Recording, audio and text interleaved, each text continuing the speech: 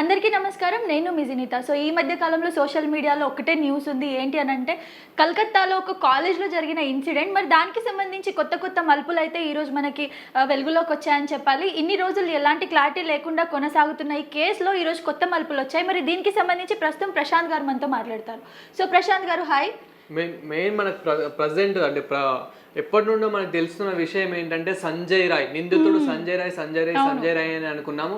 అయితే అతన్ని CBI enquiry చేసినప్పుడు అతనే అని మనకి గుర్తింపు అంటే ఆ డిఎన్ఏ టెస్ట్ కానివ్వండి, అతనికి అంటిన బ్లడ్ టెస్ట్ కానివ్వండి, అదే అతనికి షూస్, సో అలా అయితే సంజయ్ రాయ్ అనేది మనకు తెలియడం అయితే జరిగింది. సో అతను కూడా అంటే ఎప్పుడైతే మన పోలీసు వాళ్ళైతే అతన్ని పట్టుకోవడానికి అతని ఇంటికి అయితే వెళ్ళారో, సో అతను డేర్గా అంటే ఆ నైట్ మంచిగా ఇంటికి వెళ్ళడం కానివ్వండి, ఆ మార్నింగ్ ఇంటికి వెళ్ళి మంచిగా ఆ రైస్ పెట్టుకొని తినడం, దర్జాగా డైలీ రొటీన్ లైఫ్ ఎలా ఉంటుందో అలానే ఫ్రీగా చేసుకున్నాడు. ఆయన పట్టుకున్నప్పుడు కూడా అతను ఏమన్నాడంటే మీరు ఏం చేసుకుంటారో చేసుకోండి, ఉరికిస్తారా తీయండి అన్న మాటలు మన ప్రతి ఒక్కరికి తెలిసిందే. సో అప్పటి నుండి అంటే గత మనకి ఈ 16-17 రోజుల నుంచి ఈ సంఘటన జరుగుతూనే ఉంది. ఇంకా విచారణ చేస్తూనే ఉన్నారు హైకోర్టులో కానివ్వండి, సిబిఐ ఎంక్వైరీలో కానివ్వండి, అదే పోలీస్ సిబ్బందిలో కానివ్వండి. సో ఇలా ఎంక్వైరీ చేస్తూనే ఉన్నారు. సో రోజొక్క మలుపు తిరుగుతుండగా ఈరోజు సో ప్రజెంట్ ఇప్పుడు ఏమంటున్నాడు అని అంటే నేను అసలు చెయ్యనే లేదు అంటే మళ్ళీ మనకి ఇంకోటి ఏంటంటే పోలిగ్రాఫ్ టెస్ట్ అనేది పెడతామని అంటున్నారు. సో ఆ టెస్ట్లో మీరు కావాలంటే ఆ టెస్ట్ కూడా చేసుకోండి, అందులోనే మీకు నిజాలు ఏంటో బయటపడతాయి అని అంటే అప్పుడు ఇప్పుడు ఏమనుకుంటున్నారు అంటే అయితే ఇందులో నిజంగానే పెద్ద తలకాయలు ఉన్నాయేమో, అంటే నిజంగానే పెద్ద వాళ్ళు ఇందులో ఇన్వాల్వ్ అయ్యి ఉన్నారేమో అని. అదే విధంగా ఇప్పుడు ఇప్పుడు ఆ కాలేజ్ ఏదైతే ఉందో అందులో ఉన్న ప్రిన్సిపాల్ కూడా ఏం ఎక్కువ మాట్లాడడం లేదు. అదేవిధంగా కొన్ని మలుపులు కూడా రోజుకి మనం చూస్తూ ఉన్నాము. అదేవిధంగా అంటే ఇప్పుడు మెయిన్ అక్కడ ఉన్న ఇప్పుడు సీఎం మన మమతా బెనర్జీ గారు కూడా కానివ్వండి, అంటే లైక్ ఎలా అంటే ఇప్పుడు ఏదైనా ర్యాలీ చేసినా కానివ్వండి, అదేవిధంగా ఎక్కడైనా మనకి ధర్నాలు చేసినా కానివ్వండి, అక్కడ నుంచి తొలగిస్తున్నారు, అక్కడ నుంచి అంటే పోలీస్ సిబ్బంది ద్వారా అక్కడ నుంచి తీసేస్తున్నారు తప్ప దీనికంటూ ఒక క్లారిటీ ఇవ్వడం లేదు. బట్ ఇప్పటికైతే విచారణ అయితే చేస్తున్నారు, సిబిఐ ఎంక్వైరీలు అయితే ఉంది. అయితే ఈ రోజు ప్రజెంట్ ఏమంటున్నాడు అంటే నేనైతే చెయ్యలేదు. అదేవిధంగా హైకోర్టులో అయితే అప్పచెప్పడం అయితే జరుగుతుంది. సో రీసెంట్ గా హైకోర్టులో అయితే ఏం జరిగింది ఏంటి అనేది అయితే మనం ఎంక్వైరీలో చెప్పాల్సి ఉంటుంది, కొన్ని డేస్ కి అనేది ఇట్లా చెప్పాల్సి ఉంటుంది. అయితే ఇన్ని డేస్ నేనే చేశాను అని అయితే ఒప్పుకోవడం జరిగింది. అతనికి లైవ్ డిటెక్టివ్ టెస్ట్ కూడా పెట్టడం జరుగుతుంది. అదేవిధంగా ఇప్పుడు మళ్ళీ ఇప్పుడు హైకోర్టుకి తీసుకెళ్ళిన సమయంలో అతను ఏమంటున్నాడంటే బోరును ఏడ్చేశాడంట, ఇంకా అంటే చాలా బాధపడ్డాడంట. నేను చెయ్యలేదు, ఇదంతా నేను చేయలేదు, పాలిగ్రాఫ్ టెస్ట్ చేస్తున్నారు కదా, చేసిన సమయంలో మీకే అర్థమైపోతుంది ఇక్కడ ఎవరెవరు చేశారు ఏంటి అనేది అయితే. సో ఇలా కొన్ని నిజాలు అయితే నిజాలు ఏంటో బయటకైతే వచ్చాయి. మరి నిజానికి ఏంటి అనేది ఇంకా ఎంక్వైరీలు అయితే ఉంది, సిబిఐ ఎంక్వైరీలు అయితే. సో చూడాలి మరి నిజాలు ఏంటి, నిజంగానే పెద్ద తలకాయలు ఉన్నాయా, మరి ఇందులో ఇంకా ప్రిన్సిపాల్ గారు కూడా ఇన్వాల్వ్ అయ్యారేమో అని ఇట్లా అంటే రూమర్స్ అనేటివి కామన్, ఇట్లాంటివి కూడా వినిపిస్తున్నాయి. అదేవిధంగా మెయిన్ అంటే అతను ఎప్పుడైతే ఎంటర్ అవుతాడో ఈ సీసీటీవీ ఫొటోస్ ఇన్ని డేస్ కొన్ని అంటే పోలీస్ సిబ్బంది ఎవరైతే ఉంటారో కొన్ని డేస్ అయితే వాళ్ళ ఆధ్వర్యంలోనే ఉంచారు, అంటే బయటకు తేలేరు. సీసీటీవీలో అతను కనిపించాడు ఇవి అని చెప్పారు కానీ టైమింగ్స్ చెప్పలేదు. సో టైమింగ్స్ గురించి మాట్లాడుకుంటే కనుక అతను ఎర్లీ మార్నింగ్ 4:03కి సో ఏదైతే 4:03 అతనైతే ఎంటర్ అవ్వడం జరిగింది గేట్ లోపలికి. సో ఎంటర్ అయిన విజువల్స్ మనం చూసుకుంటే కనుక అతనికి ఇక్కడ బ్లూటూత్ పెట్టుకోవడం కానివ్వండి, అదేవిధంగా చైలా హెల్మెట్ పట్టుకొని అతను ఎంటర్ అవ్వాడు. అండ్ మళ్ళీ అతను ఎగ్జిట్ అవుతున్న టైం చూసుకుంటే కనుక సో 4:32. సో 4:32 అతను ఎగ్జిట్ అయ్యాను. సో ఈ గ్యాప్లో అంటే 29 నిమిషాల లోపు అసలు ఏం జరిగింది అనేది మ్యాటర్. అని 29 లోపు ఒకవేళ నిజంగానే రేప్ చేస్తుంటే తను ఎంతో నరకం అయితే అనుభవించింది అని చెప్పొచ్చు. ఆయన అంటే ఇందులో సంజయ్ రాయ్ ఒక్కడే ఉన్నాడా, మరి ఇంకా నిజంగానే ఎవరైనా పెద్ద తలకాయలు ఉన్నాయా అనేది మనం చూడాలి ఎంక్వైరీలో. బట్ ఆ 29 నిమిషాలు కనుక తను మాత్రం చాలా నరక వేదన అయితే అనుభవించింది. అదేవిధంగా మనకి పోస్ట్ మార్టంలో కూడా మనకి ఏం తెలిసిందంటే ఆ 18 ఎముకలు అంటే ఉన్న బాడీలో 18 ఎముకలు కూడా ఇరిగిపోయినట్లు కూడా తెలుస్తుంది. అదేవిధంగా లాస్ట్కి మెడను కూడా ఇరిచేశారు, తలకాయను కూడా అంటే బద్దలు కొట్టినట్టు ఇట్లా చాలా ఎంక్వైరీలు అయితే ఇప్పుడు సిబిఐ ఎంక్వైరీలు అయితే తెలిసింది. సో ఇప్పటివరకు ఈ కేసులో మనం చూసుకున్నట్లయితే ఎప్పుడు కూడా అసలు ఆ అమ్మాయిని రేప్ చేసే ఉద్దేశంతో అయితే చంపారు, రేప్ అయిపోయాక చంపారు అన్నట్టయితే ఎక్కడ కూడా మనకు క్లారిటీ లేదు. ఎందుకంటే చంపే ఉద్దేశంతోనే మ్యానిపులేట్ చేయడానికి కేసుని రేప్ చేశారు అని చెప్పేసి అయితే మనకు చాలా మంది చెప్పుకొస్తున్నారు, డాక్టర్స్ కానివ్వండి, లాయర్స్ కానివ్వండి. సో ఇంకొకటి ఏంటి అంటే ఇన్ని రోజులు నిందితుడు అనుకున్న సంజయ్ రాయ్ ఇప్పుడు నేను అసలు ఏం చేయనే లేదు, నాకు అసలు ఏం సంబంధమే లేదని చెప్పడం అయితే పెద్ద మల్పని చెప్పాలి. దీనికి సంబంధించి ప్రస్తుతం మనతో కాల్లోకి రావడానికి అడ్వకేట్ శివకుమార్ గారు ఉన్నారు. ఒకసారి ఆయనతో కూడా మాట్లాడదాం అండ్ తనేమనుకుంటున్నారు దీనికి సంబంధించి తెలుసుకుందాం. హలో సార్, నమస్తే సార్. నమస్తే సార్, అదే మీరు చూసే ఉంటారు, నేను మీకు చెప్పడం జరిగింది కదా. సో ఏంటి అని అంటే ఇన్ని రోజులు ఒక ఫ్లోలో వెళ్తున్న కేసు ఒకేసారి మలుపు తిరిగిందనే చెప్పాలి. సో ఏంటి అంటే సంజయ్ రాయ్ నేను ఏమీ చేయలేదు, నా తప్పు లేదు అని చెప్పేసి అనడం జరుగుతుంది. మరి దీనిపైన మీరేమంటారు? ఈ సంజయ్ రాయ్ అనే వ్యక్తి అయితే అరెస్ట్ అయినారో డే 1 నుంచి మాకు సస్పెక్ట్ గానే అనిపిస్తుంది. ఎందుకంటే ఆయన మాట్లాడుతున్న విధానం కానీ, అవును, పోలీసులకు నేను ఏ శిక్ష అయినా వేసుకొని నేను చేసిన అని చెప్పే విధానం కానీ, అవును, ఇవన్నీ డే 1 నుంచి అనుమానాస్పదంగానే ఉన్నాయి. అవును, ఎందుకంటే ఏ అక్యూజ్డ్ అయినా సరే అలా చెప్పడం అనేది అసాధ్యం. అవును, అలా పట్టుకున్న తర్వాత పానిక్ అవ్వడం కానీ, లేకపోతే నేను చేయలేదని చెప్పడం కానీ, లేకపోతే ఆ సీక్వెన్స్ జరిగిన అఫెన్స్ ఏదైతే ఉందో అది ఇన్స్టిట్యూషన్ బేస్డ్ అఫెన్స్ లాగా కనిపిస్తుంది. ఓకే, పూర్తి ఫ్యాక్ట్స్ కనుక మనం పరిశీలించినట్లయితే ఓకే, ఇది ఒక రివెంజ్ స్టోరీగా మనం చెప్పుకోవచ్చు. అవును, అదే విధంగా ఎప్పుడైతే ఈ వ్యక్తి అరెస్ట్ అయ్యిండో ఆ వ్యక్తి బ్యాక్గ్రౌండ్ వచ్చేసి ఆయన పోలీస్ ఇన్ఫార్మర్ గా పనిచేస్తున్నాడు అనే విషయం కూడా మనం గమనించవచ్చు. అవునవును, ఎప్పుడైతే పోలీస్ ఆయన అరెస్ట్ చేసిర్రో ఇది మేనేజ్మెంట్ అరెస్ట్ లకు కనబడుతుంది.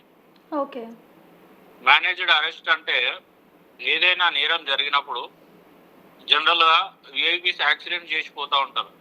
అవును, మేము రెగ్యులర్ గా యూజ్ చేసే కేసెస్ లో విఐపీస్ యాక్సిడెంట్ చేసేస్తారు. ఓకే, కానీ ఎవరినో మాట్లాడే డ్రైవరు నేను చేసి ఈయననే చేసిండు అనే విధంగా పోయి ఒక వ్యక్తి పోయి సరెండర్ అవుతాడు. నేనే డ్రైవ్ చేసిన అంటే ఇంత సమ్ ఆఫ్ అమౌంట్ కు మాట్లాడుకొని ఎవరైతే డ్రైవర్ సరెండర్ అవుతారో అదే విధంగా ఈ కేసులో కూడా ఆ సంజయ్ రాయ్ అనే వ్యక్తి పోలీసులకు అనుసంధానంగా ఉన్నాడు కాబట్టి ఈ యొక్క కేసులో ఏదో సరెండర్ చేయించి దాని తర్వాత ఏదో ఇక మనమే ఉంటాం కదా పోలీసు వాళ్ళం మేనేజ్ చేసి మళ్ళీ నేను బయట తీసుకొస్తావు అనే విధంగా ఈ యొక్క ప్రక్రియ కనిపిస్తుంది. ఆ సిచ్యువేషన్ లో జరిగిన సినారియో, ఆ సిచ్యువేషన్స్ అన్ని కూడా చూస్తుంటే ఈ విధంగా జరిగిండొచ్చు అని చెప్పేసి మనం ప్రెడిక్ట్ చేయవచ్చు. ఇంకొక విషయం ఏంటి అని అంటే ఇది ఒక వ్యక్తి చేసిన అఫెన్స్ కానే కాదు. ఎందుకంటే మీరు టెక్నికల్ గా చూస్తే ఆమె వజైనాలో 150 grams సెమెన్ దొరికినప్పుడు అది రకరకాల మనుషులతో కూడుకున్న సెమెన్ లాగా అది కలెక్ట్ చేసిరు. So there will be a chance of gang rape. Okay, కానీ సార్ అది రూమర్ అని చెప్పేసి అంటున్నారు కదా, అది ఇంకా క్లారిటీ రాలేదు, కరెక్ట్గా మనకి దానికి సంబంధించి ఎలాంటి ప్రూఫ్స్ లేవని చెప్పేసి కూడా అంటా ఉన్నారు. మరి ప్రూఫ్స్ అంటే అక్కడ ఏదైతే ఇన్వెస్టిగేషన్ సిబిఐకి అప్పగించే ముందు ఇది సిబిఐకి పోతుంది అనే సందర్భంలోనే ఒక సమ్ ఆఫ్ పర్సన్స్, ఒక నెంబర్ ఆఫ్ పర్సన్స్ వచ్చి ఆ యొక్క సీన్ ఆఫ్ అఫెన్స్ ని డ్యామేజ్ చేయడం జరిగింది.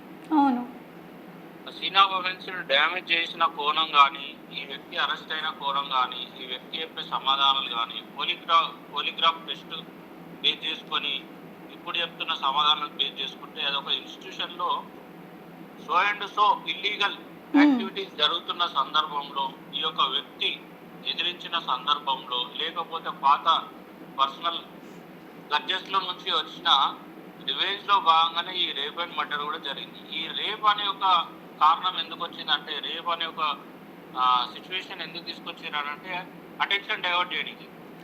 ఒక వ్యక్తి ఒక సెక్స్ లస్ట్ లో భాగంగా ఒక ఉమెన్ ని కిరాతకంగా ఆమెని రేప్ చేసి మర్డర్ చేసి అనే కోణంలో తీసుకుపోయారు. కానీ ఈ యొక్క కోణం అనేది అది కాదు, అది ఓన్లీ డైవర్షన్ కోణం అనేది మనం అబ్జర్వ్ చేయాలి. దాని ఇంకా చాలా మంది హస్తాలు ఈ యొక్క మర్డర్ ని బేస్ చేసుకొని ఉన్నాయి. ఆ యొక్క హాస్పిటల్ ఇన్స్టిట్యూషన్ కూడా దీంట్లో పాల్గొన్నది. ఆ యొక్క ప్రిన్సిపల్ ఎవరైతే ఉన్నారో ఆయన హస్తం కూడా ఇందులో ఉండే అవకాశం ఉన్నది. ఓకే.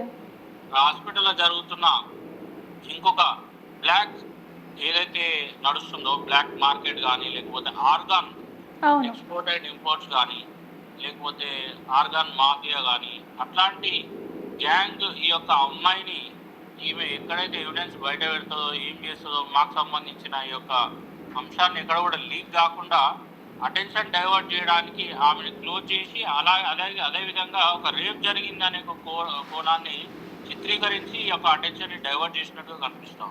ఓకే సార్, ఇంకో విషయం ఏంటి అని అంటే ఇప్పుడు ఈ కేసులో ఎవరైతే బాధ్యతలు ఉన్నారో వాళ్ళని కప్పిపుచ్చడానికి గల కారణం ఏంటి అని అంటే మమతా బెనర్జీ గారికి సంబంధించిన రిలేటివ్స్ కూడా వీళ్ళలో ఇన్వాల్వ్ అయి ఉన్నారని చెప్పేసి కూడా అంటా ఉన్నారు. మరి దానికి ఏమంటారు, నిజంగా అలాగే ఉంటుందా? అదే అండి, ఇప్పుడు దాని ఇంకా ఎవరు హస్తం ఉంది, ఏం సంగతి అనేది ఇంకా పూర్తి స్థాయిలో ఇన్వెస్టిగేషన్ జరగాల్సిన అవసరం ఉంది. దాంట్లో మమతా బెనర్జీ సంబంధించిన రిలేషన్ హస్తం ఉందా, లేకపోతే అక్కడ ఉన్న ఒక మెడికల్ మాఫియా హస్తం ఉందా, లేకపోతే ఏ హస్తం ఉందా అనేది పూర్తి స్థాయిలో ఇన్వెస్టిగేషన్ జరగాల్సిన అవసరం ఉంది. ఇంకొకటి ఏంటంటే ఇప్పుడు ఇంకా కేసు ప్రైమరీ స్టేజ్ లో ఉంది. ఓకే, ఎఫ్ఐఆర్ నమోదైంది. ఒక వ్యక్తిని, ఇద్దరు వ్యక్తులను మాత్రమే వీళ్ళు కస్టడీలోకి తీసుకోవడం జరిగింది. ఇంకా మెయిన్ గా ప్రైమ్ లో ఉన్న వ్యక్తి అయితే సంజయ్ రాయ్గా మనం చెప్పుకోవచ్చు. కానీ ఆ వ్యక్తి అనేది ఒక మేనేజ్డ్ పర్సన్ వచ్చి అరెస్ట్ అయినట్టుగా మనకు కనిపిస్తూ ఉంది. ఈ యొక్క మన పోలీగ్రాఫ్ టెస్ట్ లో కూడా మీరు ఒకసారి అబ్జర్వ్ చేసినట్టయితే అతను నేను ఏ నేరం చేయలేదు, నేను వచ్చే వరకే ఆమె చనిపోయినట్టుగా మనకి వార్తలు వినిపిస్తూ ఉన్నాయి. అయితే ఎప్పుడైనా సరే పోలీగ్రాఫ్ టెస్ట్ అనేది బేస్డ్ ఆన్ వాళ్ళ యొక్క బ్లడ్ ప్రెషర్ అండ్ వాళ్ళ యొక్క పల్స్, వాళ్ళ యొక్క అప్పుడున్న సిచ్యువేషన్ లో వాళ్ళ బ్లడ్ ప్రెషర్, లేకపోతే స్కిన్ కనెక్టివిటీ అనేది ఒకటి ఉంటది. దాన్ని బేస్ చేసుకొని వాళ్ళు నిజం చెప్తురా అబద్ధం చెప్తురా అనేది మనము గమనించొస్తాం.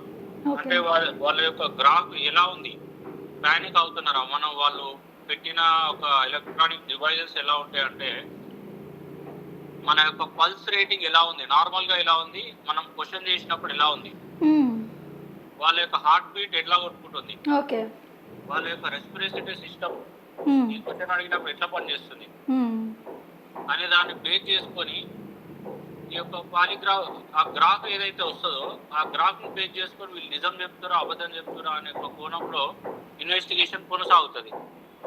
దీనికి కంపల్సరీ జడ్జి గారు పర్మిషన్ తీసుకొని ఈ యొక్క పాలిగ్రాఫ్ టెస్ట్ చేయాల్సి ఉంటుంది. ఈ యొక్క పాలిగ్రాఫ్ టెస్ట్ లో వాళ్ళు ఎక్కడో కూడా తడబడుతూ వాళ్ళు మేము చేయలేదు అనే ఒక కోణాన్ని వాళ్ళు చెప్తున్నారు తప్ప చేసిన కోణం ఎక్కడ కనబడుతుంది. అంటే దీన్ని బేస్ చేసుకొని చూస్తే ఇంకా దాగి ఉన్న నేరస్తులు ఎంతో మంది ఉన్నారు అనేది ఇక్కడ అర్థమవుతా ఉంది. ఆ నేరస్తులు చిన్న నేరస్తులు కాదు, చాలా పెద్ద ఎత్తున ఈ యొక్క క్రైమ్ జరిగినట్టు మనకు అనుమానాస్పదంగా మనకు కనిపిస్తా ఉన్నాయి. దీంట్లో వెనుకల పెద్ద చేయి హస్తాలు అంటే పొలిటికల్ గా ఉన్నటువంటి వ్యక్తులు, బాగా ఇన్ఫ్లుయెన్స్ ఉన్నటువంటి వ్యక్తులు ఈ యొక్క నేరంలో వెనుకల ఉన్నట్టు మనకు కనిపిస్తా ఉంది. ఈ యొక్క ఇన్వెస్టిగేషన్ పూర్తి స్థాయిలో పారదర్శకంగా కనుక జరిగితే అక్కడ వెనుక ఎవరైతే బడాబాబులు ఉన్నారో వాళ్ళందరూ కూడా బయటకు వచ్చే అవకాశం ఉంది. మరికొద్ది రోజుల్లో ఇంకా కూడా ఈ యొక్క కేసు ప్రోగ్రెస్ అయ్యే అవకాశం ఉంది. ఎందుకంటే అన్ని కోణాల్లో అంటే ఏ ఒక్క కోణం వదలకుండా సిబిఐ ఈ యొక్క కేసును దర్యాప్తు చేస్తున్నది కాబట్టి మరికొద్ది రోజుల్లో ఇంకా ప్రోగ్రెస్ వచ్చే అవకాశం కనిపిస్తా ఉంది. Okay sir, thank you sir, thank you so much. So Prashant గారు చూశారు కదా, సో అడ్వకేట్ ఉద్దేశాలు అయితే అలా ఉన్నాయి. సో అదే అంటే అడ్వకేట్ గారు అన్నట్లు ఇది నిజాలు ఏంటి అనేది ఇంకా ముందు ముందు జరుగుతున్న ఇప్పుడు సిబిఐ ఎంక్వైరీలో కానివ్వండి, ఇప్పుడు పోలీసు వారి ఎంక్వైరీలో కానివ్వండి, సో నిజాలు ఏంటో బయటపడుతున్నాయి. కానీ అతను ఏమన్నాడు అని అంటే అసలు జరిగింది రేపా కాదని పక్కనే పెడితే కనుక అంటే మెయిన్ జరిగింది రేపే, కానీ అసలు ఎందుకు చేశారు ఏంటి అనేది దీని వెనకాల ఇంకా పెద్ద రహస్యమే ఉంది అని అంటున్నారు. అంటే మేబీ పర్సనల్ ఇష్యూస్ కావచ్చు, అదేవిధంగా ప్రీ ప్లాన్డ్ అని ఎందుకు అనుకోవద్దు. ఇప్పుడు ఆర్జీ కాలేజ్ మెడికల్ కాలేజ్ అనేది చాలా పెద్ద సంస్థ, అది అంత పెద్ద సంస్థలో ఒక సీసీ కెమెరా లేకపోవడం అనేది ఇది చాలా రెండే ఉన్నాయి. అదే అంటే ఏమంటున్నాను అని అంటే అక్కడ జరిగిన ఏదైతే తను ఉన్న ప్లేస్లో కానివ్వండి, అక్కడ చుట్టుపక్కల ఎక్కడ కూడా లేకుండా ఓన్లీ ఎంట్రన్స్ ఎగ్జిట్లోనే ఉండడం అనేది పెద్ద ఇది. సో ప్రీ ప్లాన్డ్ అనే అనుకోవచ్చు, దాని వెనకాల కూడా ఎంతో దాగి ఉంది అనుకోవచ్చు. అతను అన్నట్టు ఇప్పుడు మన అడ్వకేట్ గారు అన్నట్లు కూడా సో పెద్ద తలకాయలు నిజంగానే దాగి ఉన్నాయేమో అని అనుకోవచ్చు. అదే విధంగా అక్కడ ఉన్న ప్రిన్సిపల్ చేయి కూడా అందులో ఉంది కావచ్చు. అయితే సో ఇవన్నీ కప్పిపుచ్చుకోవడానికే సంజయ్ రాయ్ని ఇరికిచ్చారేమో. ఆయన ఇప్పుడు ఈ డిఎన్ఏ టెస్ట్లు కానివ్వండి, ఇవన్నీ డాక్టర్కి మేనేజ్ చేయడం పెద్ద ఇష్యూ ఏం, అంటే తన బ్లడ్ తినకపోయడం కానీ ఇట్లాంటివి. సో అండ్ అదేవిధంగా 150 ml స్పెమ్ అనేది కూడా నాట్ అనే జోక్, అది చాలా పెద్ద మ్యాటర్. ఏంటంటే 10-15 మంది చేసినా కానీ రేపు, సో అంత స్పెర్మ్ అనేది ఫామ్ అవ్వడం అది చాలా పెద్ద ఇష్యూ అన్నట్టు. సో అది ఇంకా ఎంక్వైరీలు అయితే తెలియనున్నది, మరి నిజంగానే ఉన్నారా 10 మంది లేదా అనేది ఇంకా ఇప్పుడు సిబిఐ ఎంక్వైరీలు అయితే తెలియనున్నది. కానీ ఇప్పుడు సంజయ్ రాయ్, ఎవరైతే సంజయ్ రాయ్ నిందితుడు ఉన్నాడో, సో మరి నిజంగానే నిందితుడా, ఇదంతా ఇరికిస్తున్నారా ఏంటి అనేది అయితే మనకి ఇప్పుడు పాలిగ్రాఫ్ టెస్ట్లో అయితే తెలియనుంది. సో ఈ న్యూస్కి సంబంధించి ప్రస్తుతం అయితే ఈ వార్తలు అయితే వైరల్ అవుతున్నాయి. దీనికి సంబంధించి ఇంకేదైనా ఇన్ఫర్మేషన్ వస్తే మాత్రం మేము మళ్ళీ మీ ముందుకొచ్చి వీడియో అయితే చేస్తాము. సో అప్పటి వరకు చూస్తూ ఉండండి శశి టీవీ.